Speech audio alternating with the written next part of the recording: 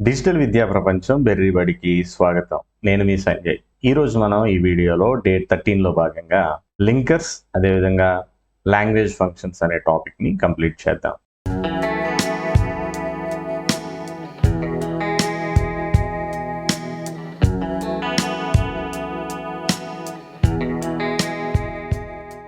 ఈ మునుపటి video date 12 వరకు కూడా మనం స్టార్టింగ్లో నేర్చుకున్న డిక్షనరీ పార్ట్, ఆల్ఫాబెటికల్ ఆర్డర్ అవి తప్ప తర్వాత స్టార్ట్ అయిన పార్ట్స్ ఆఫ్ స్పీచ్ నుంచి నిన్న డేట్ 12లో ఎండ్ అయిన డైరెక్ట్ ఇండైరెక్ట్ స్పీచ్ వరకు కూడా చాలా ఇంపార్టెంట్ టాపిక్స్, అదేవిధంగా లార్జ్ టాపిక్స్ చాలా వరకు మనం కవర్ చేసాం.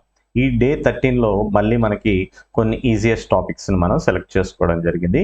ఇలా ఈజియెస్ట్ టాపిక్స్ మనం నేర్చుకుంటూ ఉన్నప్పుడు టైం ఉంటుంది కాబట్టి ఆ పాత టాపిక్స్కి ఒకసారి వెళ్ళి మరలా రివైజ్ చేసుకోవడానికి ట్రై చేయండి. మనం ఈ లెసన్లోకి వెళ్ళిపోదాం. ముందుగా డెఫినేషన్ చూద్దాం. లింకర్స్కి సంబంధించి linkers are words or expressions that connect words, phrases, clauses or sentences to show logical relationships between ideas. అంటే లింకర్స్ అనేవి కొన్నిసార్లు వర్డ్స్ ఫార్మేషన్లో అంటే వర్డ్స్ కింద ఉండొచ్చు, లేదా కొన్నిసార్లు ఎక్స్ప్రెషన్స్ అంటే సెట్ ఆఫ్ వర్డ్స్గా ఉండి ఏదైనా ఎక్స్ప్రెస్ చేసే ఒక స్మాల్ సెంటెన్స్ టైప్లో కూడా ఉండొచ్చు. ఇవి దేనికి ఉపయోగిస్తాము అంటే వర్డ్స్ని కానీ, ఫ్రేజెస్ని కానీ, క్లాజెస్ని కానీ, లేదా కొన్నిసార్లు సెంటెన్సెస్ని కానీ కనెక్ట్ చేయడానికి ఉపయోగిస్తాం. ఈ కనెక్ట్ చేయడం ద్వారా మనకు జరిగేది ఏంటి అంటే ఆ కనెక్షన్ మనం పెట్టిన తర్వాత లేదా ఈ లింకర్ అనేది దానిలో యాడ్ చేసిన తర్వాత ఈ వర్డ్స్ కనెక్ట్ చేసినప్పుడు ఆ రెండు వర్డ్స్ మధ్య కానీ, లేదా ఫ్రేజెస్ని కనెక్ట్ చేసినప్పుడు ఆ రెండింటి మధ్య కానీ, లేదా క్లాజెస్ని కనెక్ట్ చేసినప్పుడు కానీ, సెంటెన్స్ని కనెక్ట్ చేసినప్పుడు కానీ ఆ కనెక్ట్ చేసిన తర్వాత ఏమవుతుందంటే ఈ లింకర్స్ అనేది అక్కడ లాజికల్ రిలేషన్షిప్ని ఎస్టాబ్లిష్ చేస్తాయి. దాన్ని మనం linkers are words or expressions that connect words, phrases, clauses or sentences to show logical relationship between ideas అని మనం డెఫినేషన్ కింద చెప్తాం. కాకపోతే ఇవి ఏం చేస్తాయి అనేది ఒక్కసారి ఈ యొక్క స్టార్టింగ్ 5 minutesలో మీకు ఇంట్రడక్షన్ పార్ట్లో జాగ్రత్తగా చెప్తాను. ఆటోమేటిక్గా మీకు నెక్స్ట్ నేర్చుకునేటప్పుడు అర్థమైపోద్ది. దే ఇంప్రూవ్, అవి ఇంప్రూవ్ చేస్తాయి అంటే అప్పుడు వరకు ఉన్న దాన్ని మెరుగుపరుస్తాయి. ఏం మెరుగుపరుస్తాయి అంటే ఫ్లోని, అలాగే కొహరెన్స్ని, అలాగే క్లారిటీని. ఈ మూడింటిని నేను ఎక్స్ప్లెయిన్ చేస్తాను మీకు. అప్పుడు ఆటోమేటిక్గా మీకు కింద లెసన్ అనేది చెబుతూ ఉన్నప్పుడు మనం ఆ పార్ట్స్ వైజ్గా మనం వెళ్తూ ఉన్నప్పుడు ఆటోమేటిక్గా మనకు అర్థమైపోతుంది. మరలా చెప్తున్నాను, ఫ్రేజెస్ అండ్ క్లాజెస్ గురించి జస్ట్ ఎక్స్ప్లెనేషన్ ఇక్కడ ఇస్తాను, కింద నోట్ కింద పెట్టాను. తర్వాత మనకి ఎలాగో క్లాజెస్ అండ్ ఫ్రేజెస్ మనకి సపరేట్ టాపిక్ ఉంటుంది కాబట్టి దానిలోకి మనం ఎలా ఉంటాయి, ఫ్రేజెస్ ఎలా ఉంటాయి, క్లాజెస్ ఎలా ఉంటాయి, దానిలో టైప్స్ ఎలా ఉంటాయి తెలుస్తుంది. ఇప్పుడు మనం నేర్చుకోబోయేది ఈ ఫ్లో అంటే ఎలా ఉంటుంది, ఈ కొహరెన్స్ అంటే ఎలా ఉంటుంది, ఈ క్లారిటీ అనేది ఉంటే ఎలా ఉంటుంది, లేకపోతే ఎలా ఉంటుంది అనేది తెలుసుకుందాం. ఫస్ట్ ఫ్లో గురించి చెబుతాను. అంటే ప్రవాహం అంటే ఏంటి, మనకి ఏదన్నా కానీ కొంచెం సరళంగా వెళ్ళిపోవడం. ఫర్ ఎగ్జాంపుల్ మీకు సెంటెన్స్ తెలుగులోనే చెప్తాను, ఇంగ్లీష్లో కాదు, అర్థం కావడానికి జాగ్రత్తగా వినండి. ఉదాహరణకు రవి ఆఫీస్కి వెళ్ళాడు, రవి బస్ ఎక్కాడు, బస్ ఆలస్యమైంది, రవికి కోపం వచ్చింది అని ఇలా ఉంది. ఇప్పుడు ఈ 4 సెంటెన్సులు చక్కగా ఇలా ఒకదాని తర్వాత ఒకటి మాట్లాడుతుంటే ఒకదానికి ఒకటి చూసుకుంటే మీనింగ్ఫుల్గా లేదు, కానీ దేనికి దానికి మీనింగ్ఫుల్గా ఉంది. కానీ అది మాట్లాడుతూ ఉన్నప్పుడు ఫ్లో అనేది మిస్ అవుతుంది, అర్థం కావడం లేదు కొన్నిసార్లు. అదే ఇప్పుడు ఇలా చెప్పాను, జాగ్రత్తగా వినండి. రవి ఆఫీస్కి వెళ్ళడానికి బస్సు ఎక్కాడు, కాకపోతే ఆ బస్సు ఆలస్యం అవడం చేత రవికి కోపం వచ్చింది అని చెప్పాను. ఇప్పుడు ఏమైందంటే దీనిలో కొన్ని పదాలు నేను యాడ్ చేశాను. ఆఫీస్కి వెళ్ళడానికి బస్సు ఎక్కాడు, ఆ బస్సు లేట్ అవ్వడం చేత లేదా లేట్ అవ్వడం వల్ల అతనికి కోపం వచ్చింది, రవికి కోపం వచ్చిందని. ఈ పదాలు ఏం చేసినాయి అంటే ఇక్కడున్న ఈ కాన్సెప్ట్ ఏదైతే ఉందో దాన్ని ఒక ఫ్లోలో వెళ్ళడానికి చక్కగా హెల్ప్ చేసినాయి. దాన్ని ఒక సరళంగా చక్కగా ఒక ప్రవాహం ఎలాగైతే నీటి ప్రవాహం అలా వెళ్ళిపోతుందో అలా వెళ్ళిపోవడానికి ఉపయోగపడింది. అది ఫ్లో. ఇలాంటివి పెంచుతూ ఉంటాయి ఈ లింకర్స్ అనేవి. అలాగే తర్వాత కొహరెన్స్ అంటే పొంతన అని చెప్పొచ్చు, లేదా అమరిక అని చెప్పొచ్చు. పొంతన గురించి చూద్దాం. ఇప్పుడు నాకు క్రికెట్ అంటే ఇష్టం, నేను ప్రతి ఆదివారం ఆడతాను, సాయంత్రం ఆడతాను, మా అమ్మ బిర్యానీ వండింది. ఇప్పుడు ఈ 3 సెంటెన్సులు చూసాం. ఈ 3 సెంటెన్సులు ఒకదాంతో ఒకటి పొంతన లేదు, అమరిక సరిగ్గా లేదు. అదే ఇలా చెప్పాను అనుకోండి, నాకు క్రికెట్ అంటే ఇష్టం కనుక ప్రతి ఆదివారం సాయంత్రం నేను ఆడతాను, అలా ఆడిన తర్వాత మా అమ్మ బిర్యానీ వండుతుంది, అది నేను తింటాను అన్నాను అనుకో. ఇప్పుడు ఒక సెంటెన్స్కి ఏమొచ్చింది, పొంతన వచ్చింది. ఇప్పుడు అన్ని తెలుగులో ఎందుకు చెప్తున్నానంటే మీకు లింకర్స్ అనేవి ఇంగ్లీష్లో ఎలా యాడ్ అవుతాయి అనేది చెప్పడానికి తెలుగులో కొన్ని ఉదాహరణలు చెప్తున్నాను. ఆ తర్వాత క్లారిటీ కూడా ఒకసారి మీకు ఒక చిన్న ఉదాహరణ చెప్తాను చూడండి. ఇప్పుడు క్లారిటీ లేని ఒక సెంటెన్స్ లేకపోతే ఒక విషయాన్ని మీతో చెప్తాను చూడండి. రవి నిన్న రాముని కలిశాడు. అతనితో ఇలా చెప్పాడు, నేను రేపు సినిమాకి వస్తానని. ఇప్పుడు జాగ్రత్తగా గమనించండి. ఇప్పుడు రవి రాముని కలిశాడు, అక్కడ వరకు బానే ఉంది. ఇప్పుడు నేను ఏమన్నానంటే రవి బదులు కూడా ప్రొనౌన్ అతను అని వాడాను, ఈ యొక్క రాము బదులు కూడా అతను అని వాడాను. ఇప్పుడు ఏమైంది, అతనితో చెప్పాడు రేపు సినిమాకి వస్తానని లేకపోతే వెళ్తానని. ఇప్పుడు ఎవరితో చెప్పారు సినిమాకి వస్తానని అంటే మనకు అక్కడ ఏం లేదు అంటే క్లారిటీ లేదు. ఇలా క్లారిటీ లేనాట్లకి మనం ఎలా మార్చవచ్చు? ఇప్పుడు దీన్ని చూడండి. రవి నిన్న రాముని కలిసి రాముతో రవి రేపు తన సినిమాకి వస్తానని చెప్పాడు. ఇప్పుడు క్లారిటీ అనేది వచ్చింది దేనివల్ల? ఈ యొక్క నేమ్స్ మెన్షన్ చేయడం వల్ల. అంటే మనం మధ్యలో ఏంటంటే జాగ్రత్తగా చూడండి, కొన్నిసార్లు ఈ యొక్క ఫ్లోని లేదా కొహరెన్స్ని లేదా క్లారిటీని పెంపొందించడానికి సెంటెన్స్ లో వాడే కొన్ని పదాలనే మనం ఏమంటామంటే లింకర్స్ అని పిలుస్తాం. ఇప్పుడు మనం జాగ్రత్తగా క్లాజ్ అంటే ఏంటి, ఈ యొక్క ఫ్రేజ్ అంటే ఏంటో జాగ్రత్తగా మనం చూద్దాం. డెఫినేషన్ వరకు చెబుతాను, ఎందుకంటే ఇక్కడ ఈ లింకర్స్ అనేవి వర్డ్స్ ని కానీ ఫ్రేజెస్ ని కానీ క్లాజెస్ ని కానీ సెంటెన్స్ ని కానీ కనెక్ట్ చేస్తాయి అని చెప్పాను. ఇప్పుడు మనకి వర్డ్స్ అంటే ఏంటో తెలుసు, సెంటెన్స్ అంటే ఏంటో తెలుసు, మరి ఫ్రేజ్ అంటే ఏంటో క్లాజ్ అంటే ఏంటో కూడా మినిమం ఐడియా ఉండాలి కదా. అందుకని మీకు ఇక్కడ మెన్షన్ చేయడం జరిగింది. చూడండి ఒకసారి. క్లాజ్ అంటే ఏంటంటే ఏ గ్రూప్ ఆఫ్ వర్డ్స్, అది ఒక కొన్ని పదాల యొక్క సమూహం. That contains A subject and A verb, దానిలో ఒక సబ్జెక్టు అదే విధంగా ఒక వెర్బ్ ఖచ్చితంగా ఉంటాయి అని అర్థం. కాబట్టి ఇక్కడ చూడండి, హీ వాజ్ ఇల్, ఇక్కడ సబ్జెక్ట్ హీ కింద ఉంది, వెర్బ్ ఏమో వాజ్ కింద ఉంది. ఇప్పుడు ఈ సెంటెన్స్ ని మనం లేకపోతే ఈ పార్ట్ ఈ వర్డ్స్ యొక్క గ్రూప్ ని మనం ఏమంటామంటే క్లాజ్ అని అంటాం. ఎందుకంటే ఇక్కడ సబ్జెక్ట్ ఉంది, ఇక్కడ వెర్బ్ కూడా ఉంది. ఇప్పుడు చూడండి ఫ్రేజ్ అంటే ఏంటో, a group of words that does not contain both a subject and verb. Subject verb లేని వాటిని మనం ఏమంటామంటే గ్రూప్ ఆఫ్ వర్డ్స్ ని మనం ఫ్రేజ్ అంటాం. ఫర్ ఎగ్జాంపుల్ చూడండి, ద హెవీ రైన్, ఇదిగో ది అనేది, హెవీ అనేది, రెయిన్ అనేది, ఇవి కూడా గ్రూప్ ఆఫ్ వర్డ్స్ ఈ మూడు కలిపి. కానీ ఇక్కడ సబ్జెక్ట్ ఏదో వెర్బ్ ఏదో వెతకాలి అంటే మీకు కనిపించదు ఇక్కడ. ఇలాంటి వాటిని ఫ్రేజ్ అంటాం, ఇలాంటి వాటిని ఏమో క్లాజ్ అంటాం. క్లాజ్ అంటే ఏంటి, ఫ్రేజ్ అంటే ఏంటంటే రెండు గ్రూప్ ఆఫ్ వర్డ్సే. ఆ గ్రూప్ ఆఫ్ వర్డ్స్ లో సబ్జెక్టు వెర్బ్ కనుక ఉంటే క్లాజ్ అంటాం, సబ్జెక్టు వెర్బ్ కనుక కనిపించకపోతే మనకి అక్కడ అవైలబుల్ గా లేకపోతే అలాంటి వాటిని మనం ఫ్రేజ్ అంటాం. ఇప్పుడు కనెక్ట్ చేసే విధానం, ఇప్పుడు క్లాసిఫికేషన్ ఆఫ్ లింకర్స్ కి మనకు వద్దాం. ఇప్పుడు బేసిక్ ఐడియాస్ అన్ని మీకు ఇచ్చేసాను. ఎలా లింకర్స్ అంటే ఏంటి, అవి వేటిని కనెక్ట్ చేస్తుంది, కనెక్ట్ చేయడం ద్వారా మనకి ఏం ఇంప్రూవ్ అవుతుంది అన్న దానికి మీకు తెలుగులో ఎగ్జాంపుల్ కూడా చక్కగా ఇచ్చాను. ఇప్పుడు ఈ లింకర్స్ అనేవి క్లాసిఫికేషన్ చక్కగా చూద్దాం. చూడండి, క్లాసిఫికేషన్ ఆఫ్ లింకర్స్ చూద్దాం. దాని యొక్క ఫంక్షన్, దాని యొక్క పనితీరు ఆధారంగా ఎలా ఉంటాయి అంటే, ఎడిషన్ అంటే రెండింటికి యాడింగ్ ఇన్ఫర్మేషన్, ఆ యొక్క సమాచారాన్ని ఒకదాంతో ఒకటి అనుసంధానపరిచే అంటే యాడ్ చేయడం, ఒకదానికి ఇంకోటి ఎక్స్ట్రాగా యాడ్ చేసే పని ఫంక్షన్ బట్టి ఏమేమి వస్తాయో చూద్దాం. ఈ అండ్ అనేది ఒక లింకర్. ఆ లింకర్ ఏం చేస్తుంది, ఎలా అంటే యాడ్ చేస్తుంది, ఒకదానికి ఇంకో దాన్ని యాడ్ చేస్తుంది. చూడండి, he bought a pen and A book. ఇప్పుడు ఏమైందంటే అతను ఒక పెన్నును కొన్నాడు. ఇప్పుడు ఏమైందంటే ఈ అండ్ అనేది ఈ ఏ బుక్ అనే దాన్ని ఏం చేసిందంటే దీనికి యాడ్ చేస్తుంది, లింక్ చేస్తూ. అంటే ఏంటంటే ఈ బాట్ అనే ఈ పెన్నుని ఎలాగైతే కొన్నాడో ఈ బుక్ ను కూడా అలాగే కొన్నాడు అని ఈ పెన్ కి ఎటువంటి అయితే ఫంక్షన్ ఉందో అదే ఫంక్షన్ ఏం చేస్తుందంటే దీనికి కూడా యాడ్ చేస్తుంది. నెక్స్ట్ చూడండి, also, she is a student, she is also a singer. అయితే జాగ్రత్త చూడండి, షీ ఈజ్ ఏ స్టూడెంట్, ఆమె ఒక విద్యార్థి, షీ ఈజ్ ఏ సింగర్, ఆమె ఒక గాయని లేకపోతే గాయకురాలు అని చెప్తే, ఇప్పుడు ఆమె ఈమె ఒకటే అనేది మనకి ఎలా చెప్తుందంటే ఆమె స్టూడెంట్, అలాగే సింగర్ కూడా, అంటే స్టూడెంట్ తో పాటు తన సింగర్ కూడా అనే ఒక ఎక్స్ట్రా తనకి ఏదైతే టైటిల్ ఉందో అది ఈ ఆల్సో ద్వారా మనకి ఇక్కడ లభ్యమైంది. కాబట్టి అండ్ ఆల్సో. అలాగే in addition it is cold, in addition it is raining. చల్లగా ఉంది, దాంతో పాటే బాగా వర్షం కూడా కురుస్తుంది. అంటే ఏమైంది, ఎలాగో వాతావరణం గురించి చెప్తున్నాం, అది చల్లగా ఉంది, అలాగే దాంతో పాటు వర్షం కూడా కురుస్తుంది అని ఏమైందంటే ఈ వాతావరణానికి ఈ కోల్డ్ అనే క్వాలిటీతో పాటు ఏమైందంటే ఈ రైనింగ్ అనే క్వాలిటీని కూడా మనం చేర్చాం. అలాగే ఇన్ ఎడిషన్ కూడా మనకి ఏమవుతుంది అంటే యాడింగ్ ఇన్ఫర్మేషన్ సెక్షన్ ఫంక్షన్ లో ఎడిషన్ ఫంక్షన్ లోకి వెళ్తుంది. అలాగే మోర్ ఓవర్ చూడండి, he is talented, more over he is hard working. అతను చాలా టాలెంటెడ్, అంటే బాగా టాలెంట్ ఉన్న వ్యక్తి. మోర్ ఓవర్ అంతేకాకుండా అంటే ఏంటంటే అతను బాగా కష్టపడతాడు కూడా, అంటే టాలెంటెడ్ కదా అని ఊరుకోడు, కష్టపడతాడు కూడా. అంటే అతను టాలెంట్ అదేవిధంగా హార్డ్ వర్క్ కూడా చేస్తాడు అని, ఈ టాలెంట్ కలిగిన వ్యక్తికి హార్డ్ వర్క్ కూడా తను చేస్తాడు అనేది యాడ్ చేయడం జరుగుతుంది. జాగ్రత్త చూడండి, క్లాసిఫికేషన్ ఆఫ్ లింకర్స్ లో ఫస్ట్ది ఎడిషన్ అనే క్లాసిఫికేషన్ లేకపోతే ఫంక్షన్ లో మనకి 4 కనిపించినాయి. And, also, in addition, moreover, ఇలా మనం ఉపయోగించాల్సి ఉంటుంది. నెక్స్ట్ చూద్దాం కాంట్రాస్ట్, అంటే డిఫరెన్స్ చూపించడం, అంటే ఆ రెండింటి మధ్య వైరుధ్యాన్ని. ఇందాక మనం ఎడిషన్ అంటే ఒకదాంతో ఒకటి యాడ్ చేయడం, ఇప్పుడు వైరుధ్యాన్ని చూపించడం. చూడండి, he's rich but is unhappy. అతను ధనవంతుడే, సాధారణంగా ధనవంతులు ఎలా ఉంటారనుకుంటాం మనం, ఆనందంగా ఉంటారనుకుంటాం.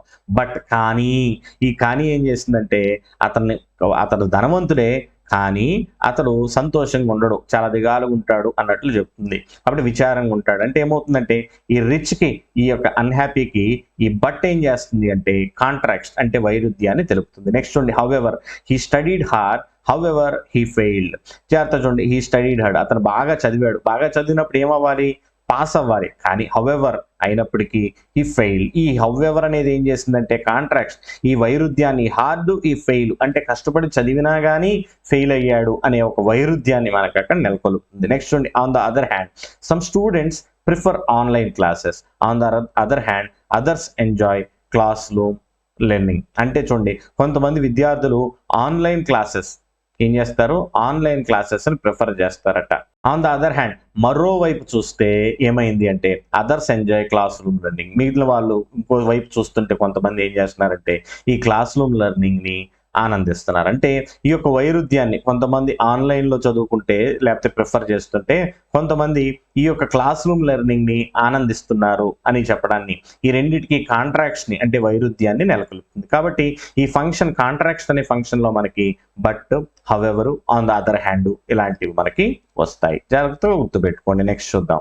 నెక్స్ట్ కన్సెషన్ అంటే ఏంటంటే సర్ప్రైజింగ్ కాంట్రాక్ట్స్. అంటే ఇప్పుడు మనం ఇందాక ఏం చేసామంటే కాంట్రాక్ట్స్ చూసాం అంటే డైరెక్ట్ గా వైరుధ్యాన్ని. ఇప్పుడు సర్ప్రైజింగ్ కాంట్రాక్ట్స్ అంటే కొంచెం ఆశ్చర్యం కలిగించే వైరుధ్యాలు ఎలా ఉంటాయో దాన్నే మనం కన్సెషన్ అంటాం. చూడండి ఒకసారి, although it rained we played. అయితే జాగ్రత్త చూడండి, ఇది సర్ప్రైజింగ్, కొంచెం ఏంటంటే ఆశ్చర్యాన్ని కలిగిస్తుంది. ఎలాగంటే ఆల్దో ఇట్ రైన్ అంటే సాధారణంగా వర్షం పడింది, వర్షం పడడం వల్ల ఏం చేస్తారు, సాధారణంగా ఆట అనేది ఆగిపోతుంది. కానీ ఆల్దో ఇట్ రైన్ అక్కడ ఆడడానికి అవకాశం లేని పరిస్థితే, కానీ వి ప్లేడ్ ఆల్దో. కాబట్టి ఇక్కడ ఈ ఆల్దో అనేది ఏం చేసిందంటే మనకి సర్ప్రైజింగ్ కాంట్రాక్ట్స్ మనకి ఇచ్చింది. రెండింటికి మధ్య వైరుధ్యం ఉంది కానీ కొంచెం ఆశ్చర్యకరమైంది. ఇక్కడ ఏంటంటే ముందు మనం చూసింది ఓన్లీ కాంట్రాక్ట్స్ డే, చదివాడు కానీ ఫెయిల్ అయ్యాడు అలా అనమాట. నెక్స్ట్ ఉంది దో ఇట్ వాజ్ లేట్ ఈ కంటిన్యూడ్ వర్కింగ్. ఆలస్యం అయింది, ఆలస్యం అయినప్పుడు ఏం చేయాలి, పని ఆపేస్తాం ఇంక సమయం మించిపోయినప్పుడు. కానీ అతను ఏం చేశాడంటే అలా పని చేస్తూనే ఉన్నాడు చేస్తున్న పని. కాబట్టి దో అనేది కూడా మనకి సర్ప్రైజింగ్ కాంట్రాస్ట్ లో వస్తుంది. దాన్ని మనం సర్ప్రైజింగ్ కాంట్రాస్ట్ అనకుండా కన్సెషన్ అని పిలుస్తాం. నెక్స్ట్ చూడండి, despite the rain he went out. అంటే వర్షం పడింది అయినప్పటికీ అతను బయటికి వెళ్ళాడు. In spite of the rain he went out, ఇది కూడా అదే అర్థం వస్తుంది. నెవర్దిలెస్ చూంటే he was tired, nevertheless he completed the work. అతను బాగా అలసిపోయాడు అయినప్పటికీ అతను ఏం చేశాడంటే అలాగే కంప్లీట్ చేశాడు వర్క్ ని. కాబట్టి ఇవన్నీ కన్సెషన్ లోకి ఫంక్షన్ లోకి వస్తాయి, అంటే ఒక సర్ప్రైజింగ్ కాంట్రాక్షన్ నెలకొల్పుతాయి. నెక్స్ట్ చూడండి, కాజ్ లేదా రీజన్. కాబట్టి ఎందుకు అనే దాన్ని కారణాన్ని మనకి అక్కడ ఎక్స్ప్లెయిన్ చేస్తాయి. చూడండి, బికాస్, జాగ్రత్త చూడండి, ఐ స్టేడ్ హోమ్, నేను ఇంటి దగ్గరే ఉండిపోయాను. బికాస్ ఎందుకంటే, అంటే అక్కడ కారణం తెలియజేస్తున్నాం, ఇట్ వాజ్ రైనింగ్. కాబట్టి చూడండి, ఫాలోడ్ బై ఏ క్లాస్. ఈ బికాస్ అనేది ఎప్పుడు కూడా సాధారణంగా ఏంటంటే ఒక క్లాస్ ద్వారా ఫాలో అవుతుంది. క్లాస్ అంటే మనం ఏం నేర్చుకున్నాం, దానిలో సబ్జెక్టు ఉండాలి, అలాగే వెర్బ్ కూడా ఉండాలి. చూడండి, సబ్జెక్ట్ ఇట్, అలాగే వాజ్ మనకి వెర్బ్ కింద ఉంది. అర్థమవుతుందా? అండ్ నెక్స్ట్ చూడండి, because of the match was cancelled, match cancel అయింది. బికాస్ ఆఫ్ హెవీ రైన్, యొక్క కుండపోత వర్షం లేదా భారీ వర్షం వల్ల. ఈ బికాస్ ఆఫ్ చూడండి ఎక్కడ ఎలా ఉంటుందో, followed by a noun phrase. జాగ్రత్త చూడండి, ఎప్పుడు కూడా ఒక ఫ్రేజ్, నౌన్ ఫ్రేజ్ అంటే ఏంటో తర్వాత చూస్తాం కదా, కాబట్టి నౌన్ ఫ్రేజ్ ద్వారా ఫాలో అవుతుంది హెవీ రెయిన్ అనేది అనమాట. ఇక్కడ నౌన్, ఇక్కడ మనకి ఏం కనపడుతుంది, ఫ్రేజో కాదో చెక్ చేయండి ఫస్ట్. ఇక్కడ మనకి సబ్జెక్టు వెర్బ్ కనిపించడం లేదు, ఇక్కడ కనిపించినట్లు. Next due to the accident was due to careless driving. The accident జరిగింది. దేనివల్ల ఇక్కడ కారణం చెబుతుంది కాబట్టి కేర్‌లెస్ డ్రైవింగ్, నిర్లక్ష్యపూరితమైన డ్రైవింగ్ వల్ల అలా అన్నమాట. Usually follows a linking verb such as is, was, were and is followed by a noun phrase. ఈ డ్యూ టు అనేది ఏమవుతుంది అంటే ఎప్పుడు కూడా ఎలా వస్తుంది అంటే ఒక లింకింగ్ వెర్బ్ తర్వాత వస్తుంది. అలాగే దీని తర్వాత ఏమొస్తుందంటే ఎప్పుడు కూడా ఒక నౌన్ ఫ్రేజ్ వస్తుంది. ఇది కూడా లింకింగ్ వెర్బ్ వాస్ కనపడుతుంది. అలాగే కేర్‌లెస్ డ్రైవింగ్ అనే యొక్క నౌన్ ఫ్రేజ్ కనపడుతుంది. నెక్స్ట్ చూద్దాం. రిజల్ట్ ఏదైతే మనకి దీనిలో ఫంక్షన్, రిజల్ట్ ఫంక్షన్ అంటే ఎఫెక్ట్ ఎక్స్‌ప్లెయినింగ్, దాని కారణాన్ని చక్కగా మనకి ఎక్స్‌ప్లెయిన్ చేయడం, లేకపోతే దాని తర్వాత జరిగిందని చెప్పడం. So it was late so I left. అది బాగా లేట్ అయిపోయింది అందుకే నేను వెళ్ళిపోయాను. అంటే ఎందుకు వెళ్ళిపోయాం అనే దానికి ఎఫెక్ట్ ఏం జరిగింది, ఈ లేట్ అవ్వడం చేత ఎఫెక్ట్ ఏంటి అంటే నేను వెళ్ళిపోయాను. దేర్ ఫోర్ చూడండి, he was ill therefore he did not come.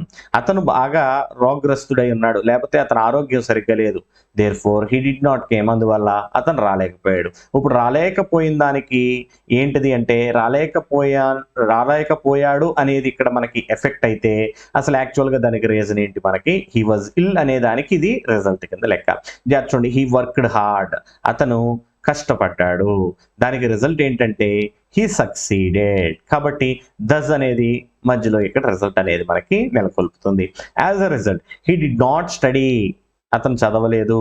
దానివల్ల ఏమైందంటే హీ ఫెయిల్డ్. మన కాంట్రాక్ట్స్లో వచ్చింది ఎలాగా, అతను బాగా కష్టపడ్డాడు అయినప్పటికీ ఫెయిల్ అయ్యాడని. కానీ ఇక్కడ రిజల్ట్ చెప్తుంది ఏంటి, అతను కష్టపడలేదు అందుకని ఫెయిల్ అయ్యాడని. ఇదేమవుతుందంటే రిజల్ట్ అనే ఫంక్షన్ కింద వస్తుంది.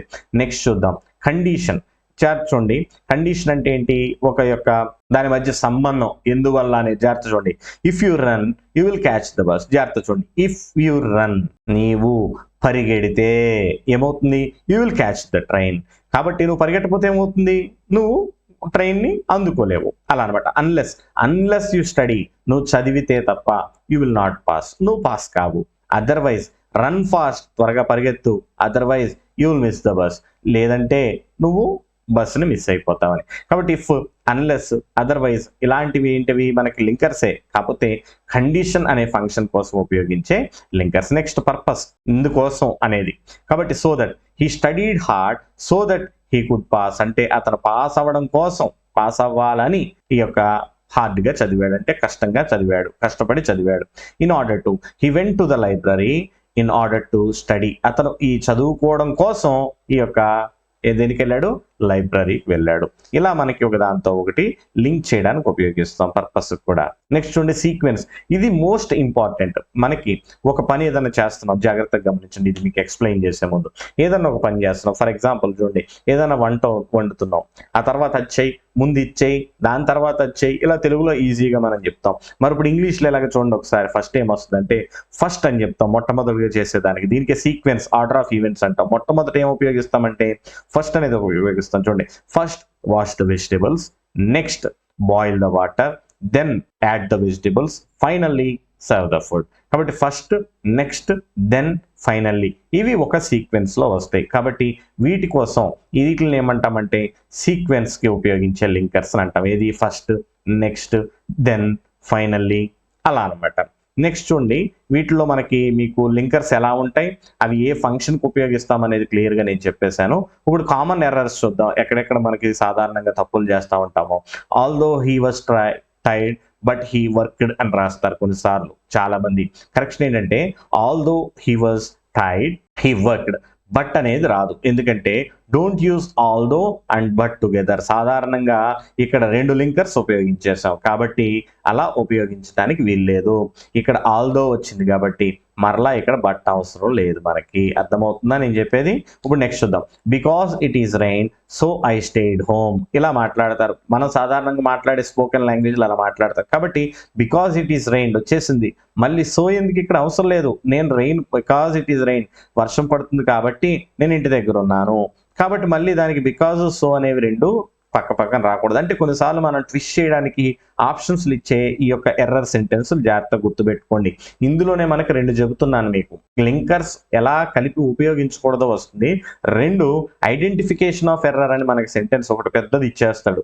దానిలో ఏ పార్ట్ లో తప్పు ఉందో ఐడెంటిఫై చేయమంటాడు. ఇప్పుడు మీకు అర్థం కావాలి, అర్థమవుతుందా? ఒకేసారి ఒకే టాపిక్ లో మల్టిపుల్ టాపిక్స్ మనం ఎలా కవర్ చేస్తా ఉంటాం అనేది మీకు ఇప్పుడు అర్థం కావాలి, జాగ్రత్తగా చూడండి. నెక్స్ట్ డిస్పైట్ ఆఫ్, అలాగే చూడండి ఒకసారి, despite of his hard work he failed. ఇక్కడ despite his hard work, of అనేది జాగ్రత్త చూడండి, despite his hard work he failed అంటే రూల్ ఏంటంటే ఇక్కడ despite never takes of, in spite of equals to despite. జాగ్రత్తగా గమనించండి, ఇందాక మీకు ఈ రెండు ఇంచుమించు ఒకటేనని చెప్పాను, ఎందుకంటే జాగ్రత్త చూడండి, ఇన్స్పైట్ ఆఫ్ అంటే ఏంటంటే ఈజ్ నథింగ్ బట్ డిస్పైట్. ఇక్కడ ఏం ఉపయోగించాం, డిస్పైట్ ఆఫ్ అన్నారు, అలా ఉండదు.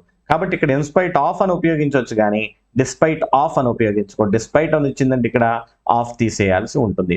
కాబట్టి చూడండి, despite his hard work he failed అలా ఉపయోగించాల్సి ఉంటుంది. నెక్స్ట్ చూడండి, he is poor but honest although. ఇక్కడ చూడండి, he is poor but honest or although, లేదంటే మనం ఎలా ఉపయోగించవచ్చు అంటే although he is poor he is honest ఉపయోగించవచ్చు. అంతేగాని he is poor but honest although అని ఇక్కడ ఆల్దో అవసరం లేదు. లేదంటే ఆల్దో అనేది మీరు ఉపయోగించాలనుకుంటే ఈ బట్ అనేది ఎలిమినేట్ చేసి although he is poor he is honest అని అలా రాయాల్సి ఉంటుంది. కాబట్టి ఇలా కామన్ ఎర్రర్స్ ఎక్కడ జరుగుతూ ఉంటాయో మీరు గమనించండి. ఇప్పుడు ఎగ్జామినేషన్ పాయింట్ ఆఫ్ వ్యూలో చూద్దాం ఏమేమి మీరు కంపల్సరీ గుర్తుపెట్టుకోవాలో. రిలేషన్షిప్ ఫస్ట్ ఎప్పుడైనా కానీ అంటే read the whole sentence first, అంటే సెంటెన్స్ మొత్తం కంపల్సరీ చదవండి. చదివాక identify the logical relationship between the ideas, అంటే ఏంటంటే అక్కడ ఇచ్చిన లాజికల్ ఐడియాస్. ఫర్ ఎగ్జాంపుల్ చూడండి, మనం వెనక్కి వెళ్దాం, మీకు అర్థమవుతుంది. ఇప్పుడు మీకు ఎగ్జాంపుల్ చెప్తాను. ఇప్పుడు చూడండి, యు రన్ అనేది ఒక ఐడియా, నువ్వు పరిగెత్తు అనేది ఒక ఐడియా. ఇక్కడ ఎరేజ్ చేస్తాను ఉండండి, అప్పుడు మీకు క్లియర్గా అర్థమవుతుంది. ఇదిగో చూడండి, ఈ సెంటెన్స్ తీసుకుంటున్నాను నేను, ఇఫ్ అనే సెంటెన్స్ తీసుకుంటున్నాను. చూడండి, if you run you will catch the train కదా, అక్కడికే వెళ్ళి అక్కడ ఎక్స్ప్లెయిన్ చేసుకుందాం మనం.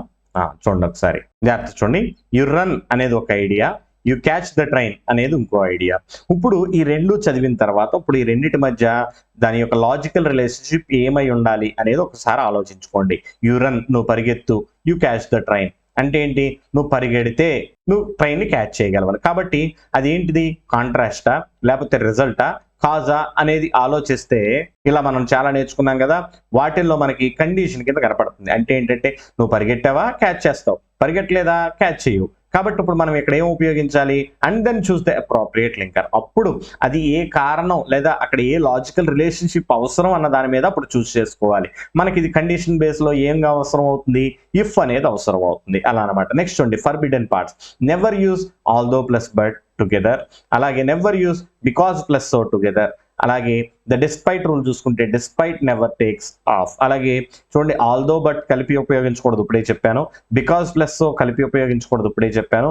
అలాగే డిస్పైట్ అనేది ఎప్పుడు కూడా ఆఫ్ అనేది దాంతో పాటు తెచ్చుకోదు. ఇన్స్పైట్ ఆఫ్ అంటే డిస్పైటే, అలా ఉపయోగించాలి. నెక్స్ట్ చూడండి, although is followed by a complete idea, subject plus verb. Despite in spite of is followed by a noun, pronoun or an ing form. Already పైన ఎక్స్ప్లెయిన్ చేసుకున్నాయి. కాబట్టి ఆల్దో తర్వాత ఎప్పుడు కూడా కంప్లీట్ ఐడియా అనేది మనకు కనపడుతుంది, అంటే సబ్జెక్టు వెర్బ్ రెండు కంపల్సరీ మనకు కనపడతాయి. అలాగే డిస్పైట్ ఆఫ్ ఇన్స్పైట్ ఆఫ్ ఎప్పుడు కూడా దాని తర్వాత ఏమొస్తాయి అంటే మనకి ఒక నౌన్ కానీ ప్రొనౌన్ కానీ లేదా ఇంగ్ ఫార్మ్ కానీ అలా మనకి కనపడతా ఉంటాయి. నెక్స్ట్ చూడండి, క్విక్ రివిజన్ కింద మీకు కొన్ని ఇచ్చాను ఇక్కడ, ఇవి మళ్ళీ ఎక్స్ప్లెయిన్ చేయడం లేదు ఎందుకంటే ఇప్పుడే చెప్పాను. ఇవి మీరు ప్రింట్స్ తీసుకోవడానికి పీడిఎఫ్స్ ఎలాగిస్తున్నాయి కాబట్టి అప్పుడు త్వరగా క్విక్ రివిజన్ చేసుకోవడానికి వీలుగా ఇక్కడ మీకు ఇవ్వడం జరిగింది. కాబట్టి అవి తర్వాత చూడండి. ఇప్పుడు ప్రాక్టీస్ క్వశ్చన్స్ చేద్దాం మనం 5th part లో. ఫస్ట్ది, he is poor dash he is honest but Sona because. కాబట్టి చూడండి, ఫస్ట్ దీనిలో ఉన్న కండిషన్స్ మనం ఫస్ట్ చదివాక చూడమన్నాం. హీ ఈజ్ పూర్ అతను పేదవాడు, హీ ఈజ్ హానెస్ట్ అతను నిజాయితీపరుడు. అంటే పేదరికంలో ఉన్నప్పుడు సాధారణంగా నిజాయితీగా ఉండడం అనేది కష్టం అవుతుంది, ఎందుకంటే ఆశపడతాం కాబట్టి. కాబట్టి రెండు ఏమైందంటే మనకి ఇక్కడ ఒక కాంట్రాక్ట్ అనేది క్లియర్ అవుతుంది. అంటే మనకి కారణం చెప్పడం లేదు లేదా మనకి సో అని చెప్పడం లేదు, కానీ మనకి ఏం చెప్తుందంటే ఒకలాంటి కాంట్రాక్ట్స్ అక్కడ తెలియజేస్తుంది. కాబట్టి ఈ కాంట్రాక్ట్స్ లింకర్ మనకి ఇక్కడ ఏముంది, బట్ ఉంది. అంటే he is poor but is honest అనేది మనం ఇక్కడ సెలెక్ట్ చేసుకోవాల్సి ఉంటుంది. నెక్స్ట్ చూడండి, dash it was raining the match continued. It was raining వర్షం పడుతూ ఉంది, ద మ్యాచ్ కంటిన్యూడ్ కానీ ఏమైంది, మ్యాచ్ కంటిన్యూ అయింది. ఇలాంటప్పుడు మనం ఏం ఉపయోగించాలి, ఇక్కడ కాంట్రాక్ట్స్ ఉంది, అదే విధంగా మనకి ఇది ఎటువంటి కాంట్రాక్ట్ అంటే సర్ప్రైజింగ్ కాంట్రాక్ట్. అంటే కన్సెషన్ అన్నాం కదా, ఇప్పుడు కన్సెషన్ మనకి ఇక్కడ ఏంటి, ఆల్దో అంటే అక్కడ వర్షం పడుతున్నప్పటికీ అంటే సర్ప్రైజ్ కలిగిస్తుంది అక్కడ మనకి. అలా అనమాట. Choose the correct sentence. ఇక్కడ కరెక్ట్ సెంటెన్స్ ఏదో చూడండి, జాగ్రత్త చూడండి. డిస్పైట్ ఆఫ్ రెయిన్, జాగ్రత్త చూడండి. డిస్పైట్ పక్కన ఆఫ్ వచ్చింది, అసలు మనం ఏమి రీజన్స్ కూడా చూడవసరం, ఇది కాదు. Despite the rain we played, although the rain we played. ఇప్పుడు మనకి ఒకటి కరెక్ట్ కింద కనిపిస్తుంది ఏంటి, డిస్పైట్ ద రెయిన్, అక్కడ వర్షం పడుతున్నప్పుడు వి ప్లేడ్. ఆల్దో ద రెయిన్ అని రాదు, ఆల్దో ఇట్ వాజ్ రైనింగ్ అని రావాలి. కాబట్టి ఇప్పుడు మన కరెక్ట్ సెంటెన్స్ ఏమవుతుందంటే బి అవుతుంది. నెక్స్ట్ చూడండి, ఐడెంటిఫై ద లింకర్. ఇక్కడ దీనిలో ఐడెంటిఫై చేయమన్నాడు లింకర్. చూడండి, హీ వాజ్ ఆబ్సెంట్ బికాజ్. ఇక్కడ బికాజ్ అనేది మనకి ఏం కనపడుతుంది, లింకర్. ఈ లింకర్ ఎలాంటి లింకరు, కాంట్రాక్టా, రిజల్టా, కాజా లేకపోతే రీజనా? మనకి కాజు లేదా రీజన్ కనపడుతుంది. మీకు అనిపించవచ్చు రిజల్ట్ కదా అని. రిజల్ట్ కాదు, ఎందుకంటే ఇక్కడ మనకి బికాజ్ అనేది వచ్చింది. అదే మీకు రిజల్ట్ కింద రావాలంటే ఏమొస్తాయి మనకి, సో గాని, దేర్ ఫోర్ గాని, దస్ గాని, యాజ్ ఎ రిజల్ట్ కానీ ఇలా వస్తూ ఉంటాయి. కాబట్టి మనకి బికాజ్ అనేది ఏంటి, ఇక్కడ మనకి కాజ్ లేదా రీజన్ అని చెప్పుకోవచ్చు. ఇలా మనం కంప్లీట్ చేయాల్సి ఉంటుంది. ఇప్పుడు మనం ఇంకో టాపిక్ లాంగ్వేజ్ ఫంక్షన్స్ చూద్దాం.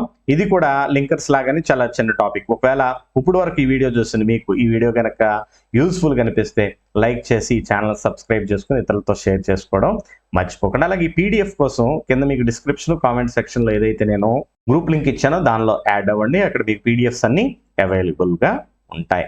డెఫినేషన్ చూద్దాం. డెఫినేషన్ చూడండి, language functions refer to the communicative purposes for which language is used in different situations. అంటే లాంగ్వేజ్ ఫంక్షన్స్ దేనికి ఉపయోగిస్తాం లేదా అవి ఏం చేస్తాయి అంటే ఈ యొక్క డిఫరెంట్ సిచ్యువేషన్స్ అంటే రకరకాల సందర్భాల్లో మనం లాంగ్వేజ్ని ఉపయోగిస్తున్నప్పుడు ఈ కమ్యూనికేటివ్ పర్పసెస్ దేని కొరకు ఉపయోగిస్తున్నాం అన్న దాని గురించి చెప్పేవే ఈ లాంగ్వేజ్ ఫంక్షన్స్. జాగ్రత్త చూడండి, లాంగ్వేజ్ ఫంక్షన్స్ ఏంటో మన కేటగిరీస్ చూద్దాం. ఫస్ట్ కేటగిరీ చూసుకుంటే ఫస్ట్ది రిక్వెస్టింగ్ లాంగ్వేజ్ ఫంక్షన్ ఎలా వస్తుందో చూద్దాం. ఫార్మల్ వేలో could you please help me అని ఉన్నా, లేదా would you mind helping me please అని ఉన్నా, లేదా would you mind opening the window, లేకపోతే ఏదన్నా పని చేసేటప్పుడు ఏదైనా టాస్క్ చెప్పేటప్పుడు ఇలా కుడ్ యూ ప్లీజ్ అని కానీ, వుడ్ యూ మైండ్ నువ్వేమన్నా అనుకుంటావా అని హెల్ప్ చేయడం గురించి అడగడం కానీ, లేదా would you mind opening the window ఇలా అడిగే వాటిని మనం రిక్వెస్టింగ్ లాంగ్వేజ్ ఫంక్షన్స్ అంటాం. అలాగే ఇన్ఫార్మల్ వేలో కెన్ యూ హెల్ప్ మీ అని ఇక్కడ హెల్ప్ కూడా వచ్చింది కదా, ఇలాంటి వాటిని కూడా మనం ఏం చేస్తామంటే రిక్వెస్టింగ్ ఫంక్షన్ కింద చూస్తాం. అలాగే పర్మిషన్స్ చూసుకున్నట్లయితే మనకు లాంగ్వేజ్ ఫంక్షన్ అంటే మీకు ఒక సెంటెన్స్ ఇచ్చేసి ఇది ఏ రకమైన లాంగ్వేజ్ ఫంక్షన్ ఇలా అడగడం, లేదంటే మనం ప్రాక్టీస్ క్వశ్చన్స్ చూస్తాం అప్పుడు ఆలోచిద్దాం. జాగ్రత్తగా చూడండి, పర్మిషన్స్ అనేవి ఎలా ఉంటాయంటే may I come in, can I come in ఇలాంటివన్నీ కూడా మే ఐ లేకపోతే కెన్ ఐ అని ఇతరులని అడిగేవి ఏవైతే ఉంటాయో ఇవి మనం పర్మిషన్ కోసం ఎయిట్ చేసేవి. కాబట్టి ఈ లాంగ్వేజ్ ఫంక్షన్ మనం పర్మిషన్ కోసం లేకపోతే పర్మిషన్ లాంగ్వేజ్ ఫంక్షన్ అంటాం. నెక్స్ట్ అడ్వైస్ సజెషన్స్ ఎలా ఉంటాయి అంటే అడ్వైస్ చూడండి, you should consult a doctor, లేదా suggestion why don't you try this, let's go for a walk ఇలాంటివి కూడా మనకి ఏం కింద వస్తాయి, అడ్వైజ్ సజెషన్స్ కింద వస్తాయి.